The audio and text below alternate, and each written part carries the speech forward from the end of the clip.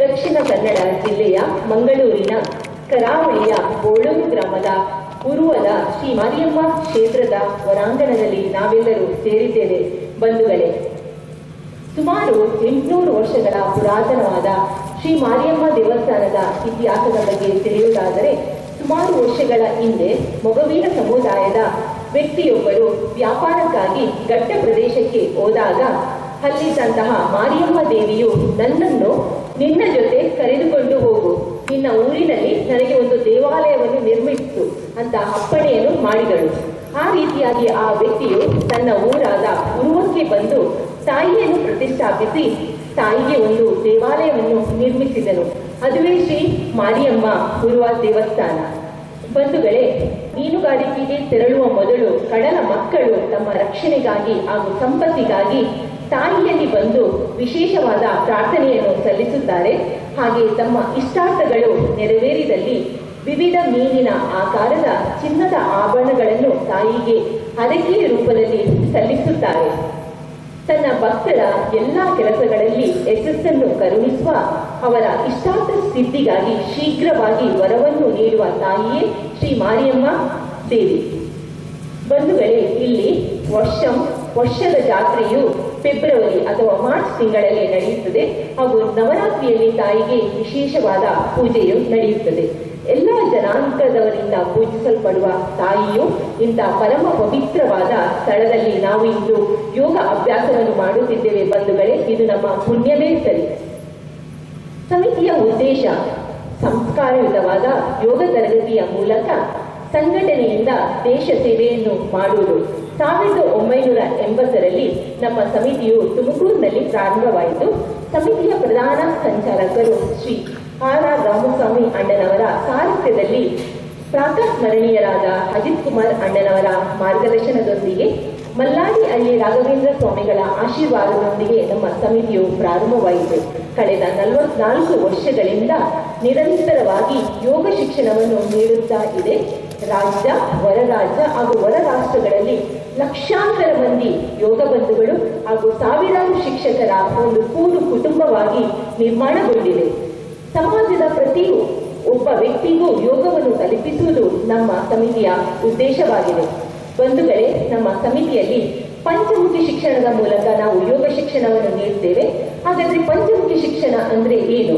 ನಮ್ಮ ಶಾರೀರಿಕ ಆರೋಗ್ಯ, ಮಾನಸಿಕ ಆರೋಗ್ಯ, ಕೌಟುಂಬಿಕ ಆರೋಗ್ಯ, ನಮ್ಮ ಕುಟುಂಬದವರೊಂದಿಗಿನ ನಮ್ಮ ವರ್ತನೆ ಹಾಗೂ ಸಾಮಾಜಿಕ ಆರೋಗ್ಯ, ನಮ್ಮ ಸಮಾಜದಲ್ಲಿ ನಾವು ಯಾವ ರೀತಿಯಾಗಿ ವರ್ತಿಸಬೇಕು, ಹಾಗೂ ಆಧ್ಯಾತ್ಮಿಕ ಆರೋಗ್ಯ, ನಮ್ಮ ಮತ್ತೆ ಪರಮಾತ್ಮನ ನಡುವಿನ ಸಂಬಂಧ.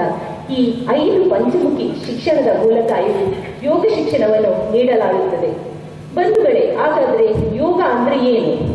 ಯೋಗ ಅಂದ್ರೆ ಮನಸ್ಸು, ಶರೀರ ಹಾಗೂ ಉಸಿರಾಟವನ್ನು ಕೂಡಿಸಿಕೊಂಡು ಮಾಡುವ ಕ್ರಿಯೆ ಯೋಗ. ನಮ್ಮ ಆತ್ಮವನ್ನು ಪರಮಾತ್ಮನೊಂದಿಗೆ ಕೂಡಿಸುವುದೇ ಯೋಗ. ಆದಿಯೋಗಿಯಾದ ಶಿವನಿಂದ ಬಂದಂತಹ ಈ ವಿದ್ಯೆ ಅನೇಕ ಋಷಿಮುನಿಗಳವರೆಗೂ ಪ್ರಚಲಿತದಲ್ಲಿದೆ. ಸುಮಾರು 6000 ವರ್ಷಗಳ ಭಾರತದ ಪ್ರಾಚೀನ ಪುರಾತನ ಒಂದು ಅದ್ಭುತವಾದ ಕಲೆಯಾಗಿದೆ ಈ ಯೋಗ. ಯೋಗದ ಪಿತಾಮಹ ಶ್ರೀ ಪತಂಜಲಿ ಮಹರ್ಷಿಗಳು ಎಲ್ಲ ಯೋಗಗಳನ್ನು ಕೂಡಿಸಿ ಯೋಗದ 196 ಸೂತ್ರಗಳನ್ನು ನೀಡಿದ್ದಾರೆ. ಅಷ್ಟಾಂಗ ಯೋಗದ ಮೂಲಕ ನಮ್ಮ ಜೀವನ ಶೈಲಿ ಹೇಗೆ ಇರಬೇಕು ಅನ್ನುವುದನ್ನು ನಮಗೆ ತಿಳಿಸಿಕೊಟ್ಟಿದ್ದಾರೆ. ಯೋಗ ಚಿತ್ತವೃತ್ತಿ ನಿರೋಧ ಅಂದ್ರೆ ನಮ್ಮ ಮನಸ್ಸಿನಲ್ಲಿನ ಏರಿಳಿತ ಮಾರ್ಪಾಡುಗಳನ್ನು ನಿಯಂತ್ರಿಸಲು ಯೋಗವು ಸಹಕಾರಿಯಾಗಿದೆ. ಕಿರಿಯರಿಂದ ಹಿಡಿದು ಹಿರಿಯರ ತನಕವೂ ಎಲ್ಲರಿಗೂ ಇದು ಯೋಗದಿಂದ ಲಾಭವು ದೊರೆಯುತ್ತದೆ. ಯೋಗದಿಂದ ನಮ್ಮ ಶರೀರದಲ್ಲಿ ಒತ್ತಡದ ಹಾರ್ಮೋನ್ಸ್ಗಳು ಕಡಿಮೆಯಾಗಿ ಸಂತೋಷದ ಹಾರ್ಮೋನ್ಸ್ಗಳು ಹೆಚ್ಚಾಗುತ್ತದೆ. ನಮ್ಮಲ್ಲಿ ಧನಾತ್ಮಕ ಚಿಂತನೆಗಳು ಹೆಚ್ಚಾಗಿ ಬೆಳೆಯಲು ಸಹಕಾರಿಯಾಗುತ್ತದೆ. ನಮ್ಮ ಏಕಾಗ್ರತೆಯು ಹೆಚ್ಚಾಗುತ್ತದೆ. ಯೋಗ ಎನ್ನುವುದು ಒಂದು ಬದುಕುವ ಕಲೆ. ಆರೋಗ್ಯಯುತವಾದ ಶರೀರದಲ್ಲಿ ಆರೋಗ್ಯಯುತವಾದ ಮನಸ್ಸನ್ನು ನಿರ್ಮಿಸುವುದೇ ಯೋಗದ ಗುರಿ. ಹಾಗಾದರೆ ಬಂಧುಗಳೇ, ಅಂತಾರಾಷ್ಟ್ರೀಯ ಯೋಗ ದಿನಾಚರಣೆ ಯಾವಾಗ ಮತ್ತೆ ಹೇಗೆ ಪ್ರಾರಂಭವಾಯಿತು ಅಂತ ತಿಳ್ಕೊಳ್ಳುವ. 2014 ಡಿಸೆಂಬರ್ನಲ್ಲಿ ನಮ್ಮ ದೇಶದ ಪ್ರಧಾನಿ ಶ್ರೀ ನರೇಂದ್ರ ಮೋದಿಜಿಯವರು ಯುನೈಟೆಡ್ ನೇಷನ್ಸ್ ಸಭೆಯಲ್ಲಿ ಅಂತಾರಾಷ್ಟ್ರೀಯ ಯೋಗ ದಿನಾಚರಣೆಯ ಪ್ರಸ್ತಾಪವನ್ನು ನೀಡುತ್ತಾರೆ. ಬಂಧುಗಳೇ, ಈ ಪ್ರಸ್ತಾಪವನ್ನು ಇಟ್ಟು ಕೇವಲ ಅರ್ಧ ಗಂಟೆಯಲ್ಲಿ 170ಕ್ಕೂ ಹೆಚ್ಚಿನ ದೇಶಗಳು ಇದಕ್ಕೆ ಸಮ್ಮತವನ್ನು ನೀಡಿದವು. ಆ ಮೂಲಕವಾಗಿ ಪ್ರಾರಂಭವಾಗಿ ಇಂದಿಗೆ 10 ವರ್ಷಗಳ ಹಿಂದೆ ಅಂದ್ರೆ 2015 ಜೂನ್ 21ಕ್ಕೆ ನಾವು ಪ್ರಥಮ ಅಂತಾರಾಷ್ಟ್ರೀಯ ಯೋಗ ದಿನಾಚರಣೆಯನ್ನು ಸಾಮರಸ್ಯ ಮತ್ತೆ ಶಾಂತಿಗಾಗಿ ಯೋಗ ಎಂಬ ಥೀಮಿನಿಂದ ಪ್ರಾರಂಭ ಮಾಡಿದೆವು. ಹಾಗಾದರೆ ಇದು ಜೂನ್ 21ಕ್ಕೆ ನಾವು ಯಾಕೆ ಆಚರಣೆಯನ್ನು ಮಾಡ್ತೇವೆ? ಜೂನ್ 21 ಅಂದ್ರೆ ಈ ದಿನ ವಿಶೇಷವಾದ ದಿನ. ಈ ದಿನ ಹೆಚ್ಚು ದೀರ್ಘವಾದ ದಿನ ಇರ್ತದೆ, ಹೆಚ್ಚು ಹಗಲು ಇರುವಂತಹ ದಿನ. ಸೂರ್ಯನು ಬೇಗನೆ ಉದಯಿಸಿ ತಡವಾಗಿ ಅಸ್ತಮಿಸುತ್ತಾನೆ. ಇವತ್ತು ಸೂರ್ಯನ ಚೈತನ್ಯದ ಶಕ್ತಿಯು ಹೆಚ್ಚಾಗಿ ಇರುತ್ತದೆ. ಭಾರತದಲ್ಲಿ 24 ಗಂಟೆಗಳಲ್ಲಿ 13.58 ಗಂಟೆಗಳು ದೀರ್ಘವಾದ ಹಗಲಿರುತ್ತದೆ. ಈ ದಿನ ನಮ್ಮ ಆಧ್ಯಾತ್ಮಿಕ ಸಾಧನೆಗೆ ನೈಸರ್ಗಿಕವಾದ ಬೆಂಬಲವು ದೊರೆಯುತ್ತದೆ. ಹಾಗಾದರೆ ಈ ಅಂತಾರಾಷ್ಟ್ರೀಯ ಯೋಗ ದಿನಾಚರಣೆಯ ಉದ್ದೇಶ ಏನು ಅಂತ ಕೇಳಿದ್ರೆ, ಯೋಗದ 10 ಹಲವು ಲಾಭಗಳನ್ನು ತಿಳಿಸಿಕೊಡುವಂಥದ್ದು ಹಾಗೂ ಆರೋಗ್ಯಕರವಾದ ಜೀವನ ಶೈಲಿಯನ್ನು ರೂಪಿಸಿಕೊಳ್ಳುವುದು ಹಾಗೂ ಪ್ರಪಂಚದ ಎಲ್ಲ ಜನರಿಗೆ ಯೋಗದ ಮಹತ್ವವನ್ನು ತಿಳಿಸಿ ಅವರನ್ನು ಯೋಗಾಭ್ಯಾಸಕ್ಕೆ ಪ್ರೋತ್ಸಾಹಿಸಲು ಪ್ರೇರೇಪಿಸುವುದೇ ಈ ಅಂತಾರಾಷ್ಟ್ರೀಯ ಯೋಗ ದಿನಾಚರಣೆಯ ಉದ್ದೇಶವಾಗಿದೆ. ಇಂದು 190ಕ್ಕೂ ಹೆಚ್ಚು ದೇಶಗಳು ಈ ಅಂತಾರಾಷ್ಟ್ರೀಯ ಯೋಗ ದಿನಾಚರಣೆಯನ್ನು ಆಚರಣೆ ಮಾಡ್ತಾ ಇವೆ. ಯೋಗ ಎನ್ನುವುದು ಕೇವಲ ಹಿಂದೂಗಳಿಗೆ ಮಾತ್ರ ಸೀಮಿತವಾಗಿಲ್ಲ, ಎಲ್ಲ ಜನಾಂಗದವರು, ಧರ್ಮದವರು ಕೂಡ ಇದನ್ನು ಆಚರಣೆ ಮಾಡುತ್ತಾರೆ. ಸೌದಿ ಅರೇಬಿಯಾದಂತಹ ಮುಸ್ಲಿಂ ದೇಶವೂ ಕೂಡ ಇಂದು ಯೋಗಾಚರಣೆಯನ್ನು ಮಾಡುತ್ತಿದೆ ಹಾಗೂ ಅವರ ದೇಶದಲ್ಲಿ ಶಾಲೆಗಳಲ್ಲಿ ಯೋಗವನ್ನು ತಮ್ಮ ಪಠ್ಯಕ್ರಮದಲ್ಲಿ ಅದನ್ನು ಸೇರಿಸಿಕೊಂಡು ಅವರು ಕೂಡ ಯೋಗಾಭ್ಯಾಸವನ್ನು ಮಾಡುತ್ತಿದ್ದಾರೆ.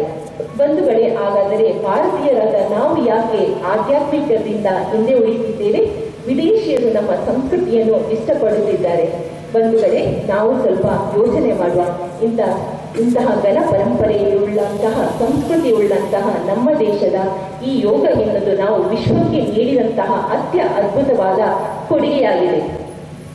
ನಮ್ಮ ಸಮಿತಿಯು ಯೋಗ ಶಿಕ್ಷಣ ಮಾತ್ರವಲ್ಲದೆ ಅನೇಕ ಸಂಸ್ಕಾರಯುತವಾದ ಕಾರ್ಯಕ್ರಮಗಳನ್ನು ಮಾಡಿಕೊಂಡು ಬರ್ತಾ ಇದೆ. ತಾಯಿಯ ಮಾತೃತ್ವವನ್ನು ಸಾರುವಂತಹ ಮಾತೃಭೋಜನ ಹಾಗೂ ಯೋಧರಿಗೆ ನಮನಗಳನ್ನು ಸಲ್ಲಿಸಿ ನಿಮ್ಮ ಜೊತೆ ನಾವು ಇದ್ದೇವೆ ಎನ್ನುವಂತಹ ಕಾರ್ಗಿಲ್ ವಿಜಯೋತ್ಸವ, ಸಂಸ್ಕಾರಯುತವಾದ ಮನೆ ಮನೆ ಭಜನೆ ಕಾರ್ಯಕ್ರಮ, ಜಗತ್ತಿನ ಕಲ್ಯಾಣಕ್ಕಾಗಿ ಮಾಡುವಂತಹ ಅಗ್ನಿಹೋತ್ರ, ಇಂತಹ 10 ಮಕ್ಕಳಿಗಾಗಿ ಯೋಗ ಮತ್ತು ವ್ಯಕ್ತಿತ್ವ ವಿಕಸನ ತರಗತಿ ಹಾಗೂ ಪ್ರಾಥಮಿಕ ಜಿಲ್ಲಾ ಪ್ರಶಿಕ್ಷಣ, ಪ್ರಾಂತ ಜಿಲ್ಲಾ ಪ್ರಶಿಕ್ಷಣ, ಇಂತಹ ಅನೇಕ ಕಾರ್ಯಕ್ರಮಗಳನ್ನು ಮಾಡುತ್ತಾ ಇದೆ. ಬಂಧುಗಳೇ, ನಾವೆಲ್ಲರೂ ನಿತ್ಯ ನಿರಂತರವಾಗಿ ಯೋಗವನ್ನು ಅಭ್ಯಾಸ ಮಾಡೋಣ. ಇವತ್ತು ಯಾವಾಗಲೂ ನಾವು ಶಾಖೆಯಲ್ಲಿ ಅಭ್ಯಾಸವನ್ನು ಮಾಡ್ತೇವೆ, ಆದರೆ ಈ ದಿನ ಬೇರೆ ಬೇರೆ ನಗರದಿಂದ, ಬೇರೆ ಬೇರೆ ಶಾಖೆಗಳಿಂದ ಇಲ್ಲಿ ಬಂದು ನಾವು ಒಟ್ಟಾಗಿ ಯೋಗವನ್ನು ಮಾಡ್ತಾ ಇದ್ದೇವೆ. ಯಾಕಾಗಿ? ಯೋಗದ ಪ್ರಚಾರವನ್ನು ಮಾಡಲು, ಯೋಗದ ಮಹತ್ವವನ್ನು ಎಲ್ಲರಿಗೂ ತಿಳಿಸಿಕೊಳ್ಳುವ ಉದ್ದೇಶದಿಂದ. ಹಾಗೆ ನಮ್ಮ ದೇಶದ ಪ್ರಧಾನಿಯವರು ಬೇರೆ ಊರಿಗೆ ಹೋಗಿ ಜನಸಾಮಾನ್ಯರ ಮಧ್ಯದಲ್ಲಿ ಕುಳಿತುಕೊಂಡು ಯೋಗವನ್ನು ಮಾಡ್ತಾರೆ. ಅವರು ಏನು ಸಂದೇಶ ಹೇಳ್ತಿದ್ದಾರೆ ಅಂದರೆ, ಯೋಗ ಎನ್ನುವುದನ್ನು ಯಾರು ಕೂಡ ಮಾಡಬಹುದು, ಮಾಡುವ ಸ್ವಂತಕ್ಕೆ ಮತ್ತು ಸಮಾಜಕ್ಕೆ ಯೋಗ ಎನ್ನುವ ಥೀಮಿನೊಂದಿಗೆ ನಾವು 10ನೇ ಅಂತಾರಾಷ್ಟ್ರೀಯ ಯೋಗ ದಿನಾಚರಣೆಯನ್ನು ಆಚರಿಸುತ್ತಿದ್ದೇವೆ.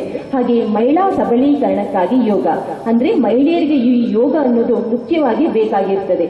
ಮಹಿಳೆಯರು, ನಾರಿಯರು ಅವರು ಆರೋಗ್ಯವಾಗಿದ್ದರೆ ನಮ್ಮ ಕುಟುಂಬದ ಆರೋಗ್ಯವನ್ನು ನಾವು ನೋಡಿಕೊಳ್ಳಿಕ್ಕೆ ಸಹಾಯಕವಾಗುತ್ತದೆ.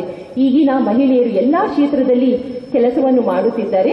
ಮುಖ್ಯವಾಗಿ ಅವರಿಗೆ ತಮ್ಮ ಆರೋಗ್ಯವನ್ನು ಯೋಗದ ಮೂಲಕ ಪಡೆದುಕೊಳ್ಳಬೇಕು ಅಂತ ವಿನಂತಿಸಿಕೊಳ್ಳುತ್ತಿದ್ದೇನೆ. ಬಂಧುಗಳೇ, ನಾವೆಲ್ಲರೂ ನಿತ್ಯ ನಿರಂತರವಾಗಿ ಯೋಗವನ್ನು ಅಭ್ಯಾಸ ಮಾಡಿಕೊಳ್ಳುವ, ಹಾಗೆ ಇತರರಿಗೂ ಕೂಡ ಪರಿಚಯ ಮಾಡಿಕೊಡುವ ಸಂಕಲ್ಪವನ್ನು ಮಾಡುವ. ಸ್ವಸ್ಥ ಭಾರತ, ಸ್ವಚ್ಛ ಭಾರತವನ್ನು ನಿರ್ಮಾಣ ಮಾಡುವ. ಸರ್ವೇ ಜನಾಃ ಸುಖಿನೋ ಭವಂತು ಅಂತ ಹೇಳುತ್ತಾ ನನ್ನ ಎಲ್ಲ ಮಾತುಗಳನ್ನು ಭಾರತಾಂಬೆಯ ಪಾದ ಚರಣಗಳಿಗೆ ಅರ್ಪಿಸುತ್ತಿದ್ದೇನೆ. ನನಗೆ ಅವಕಾಶ ಮಾಡಿಕೊಟ್ಟ ಸಮಿತಿಗೆ ಕೃತಜ್ಞತೆಗಳನ್ನು ಅರ್ಪಿಸುತ್ತಿದ್ದೇನೆ. ಹರಿ ಓಂ. ಹರಿ ಓಂ.